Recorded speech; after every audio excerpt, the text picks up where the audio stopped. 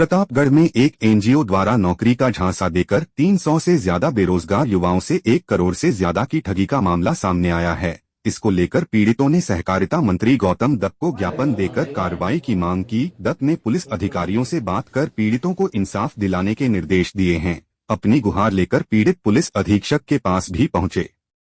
धरियावद निवासी गौरव मीणा और चिकलाड निवासी खानूराम मीणा ने बताया कि क्षेत्र में मदर टेरेसा एजुकेशन एवं वेलफेयर ऑर्गेनाइजेशन द्वारा युवाओं को नौकरी देने का झांसा देकर प्रत्येक से 40 से 70 हजार रुपए तक की वसूली की गई।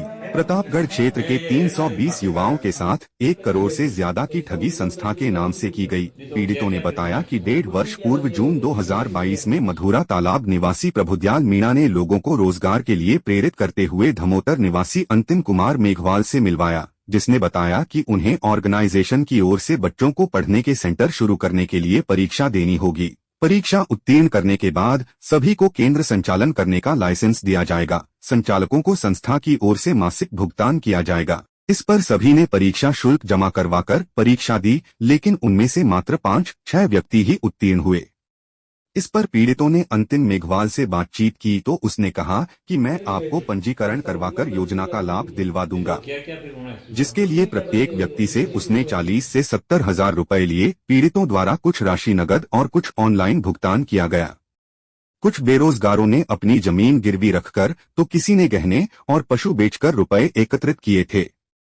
बाद में संस्था के लेटर पेड पर मेघवाल द्वारा ज्वाइनिंग लेटर भी दिया गया। उसके बाद पीड़ितों द्वारा क्षेत्र में बच्चों को पढ़ाने के लिए सेंटर शुरू कर दिए गए। 2-3 माह तक तो सेंटर चले और कुछ लोगों को मानदेय भी संस्था की ओर से दिया गया। उसके बाद केंद्र होल्ड कर दिए गए। बाद में अंतिम कुमार से बात की गई तो उसने कहा कि आगे से सेंटर बंद कर दिए गए हैं, जो राशि ली थी वह वापस लौटा दी जाएगी। काफी समय बीत जाने के बाद भी केंद्र शुरू नहीं हुए तो पीड़ितों ने अपनी राशि की मांग की, जिस पर मेघवाल ने उन्हें झूठे मुकदमे में फंसाने की धमकी दी और कहा कि ज्यादा परेशान किया तो सुसाइड नोट लिखकर आत्महत्या कर लूंगा। इस बात की शिकायत पूर्व में भी पीड़ितों द्वारा पुलिस से की गई, लेकिन कोई कार्रवाई नहीं हुई। आज पीड़ितों ने सहकारिता मंत्री गौतम दत्त से मिलकर इंसाफ की गुहार लगाई, जिस पर दत्त ने पुलिस अधिकारियों से बातचीत कर मामले में कार्रवाई के निर्देश प्रदान किए। हमारे साथ में ये घटना हुई है कि अंतिम मेघवाल जो दमोतर का रहने वाला है, इसने हमारे को मदर टेरेसा एजुकेशन वेलफेयर संस्था का नाम करके हमारे को संस्था में जोड़ने के लिए इसने बोला।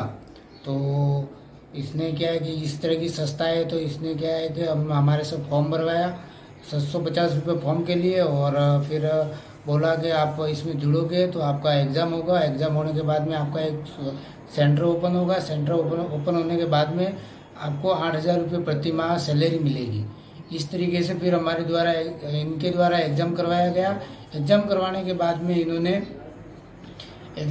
बाद जब रिजल्ट आया तो उसमें सब फेल बताया गया। तो इन्होंने फिर थोड़े दिन बाद में हमने वापस कॉल किया और पूछा इनसे कि ये क्या हुआ इसका। ये तो इन्होंने फिर बोला कि आपका इस तरीके से फेल हो गए तो आप डायरेक्ट सेंटर खोल सकते हो। तो उन्होंने हमारे को बोला कि आप 40 और 70,000 रुपये, 40 से 70,000 रुपये बोला, और आप सेंटर खुलवाओगे तो आपका ज्वाइनिंग लेटर मिलेगा, आपका सेंटर खुल जाएगा और आपको 8,000 रुपये प्रति माह सैलरी मिलेगी। इस तरीके से हमारे को इन्होंने बहकाया। और जब हमने सेंटर खुले तो हमारे कॉन्ट्रैक्ट में धीरे धीरे जैसे ही हमने सेंटर खुले, 2 महीने हमने सेंटर चलवाए। 20 से 40 सेंटर थे, 2 महीने हमने सेंटर चलवाए। सेंटर चलाने के बाद में 2 महीने की हमारे पास में सैलरी भी आई। उसके बाद में सैलरी आना बंद हो गया।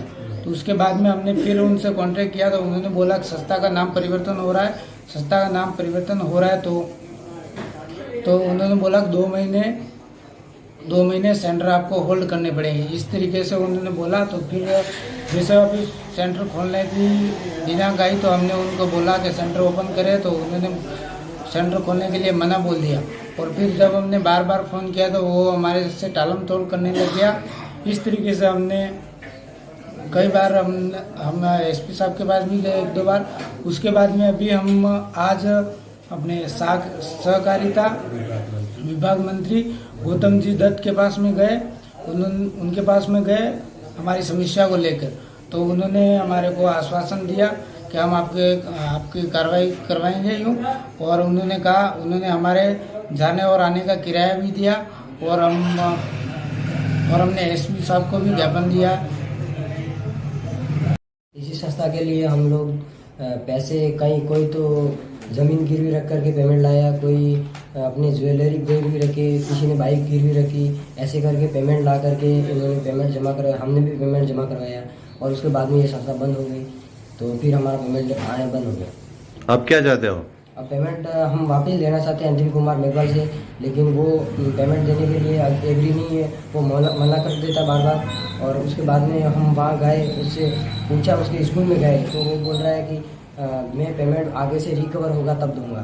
अब रिकवर कब होगा हमें पता ही नहीं, हमारे तो ब्याज लग रहा है आगे से, हम कितने दिन हो गए परेशान हो रहे हैं। और 2-3 बार हमने पहले भी शिकायत कर ली लेकिन कार्रवाई नहीं हुई, इसीलिए अब शिकायत दोबारा मौका न मिले, एक बार कार्रवाई हो जाए। इन युवाओं की समस्या को लेकर आज हम माननीय मंत्री महोदय गौतम जी दत्त साहब के पास पहुँचे, तो उन्होंने समस्या को देखते हुए बहुत गंभीरता से लिया और प्रशासन को भी इसके बारे में अवगत कराया और अपनी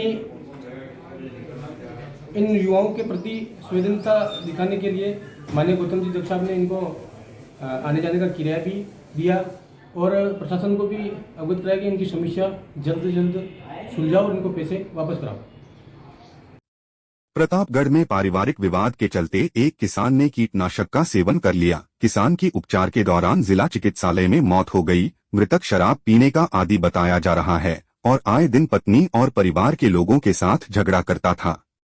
दरअसल सालमगढ़ थाना क्षेत्र के हमीरपुर गांव का रहने वाला नानूराम मीणा अपनी पत्नी संगीता मीणा और परिवार के सदस्यों के साथ आए दिन शराब पीकर झगड़ा करता था।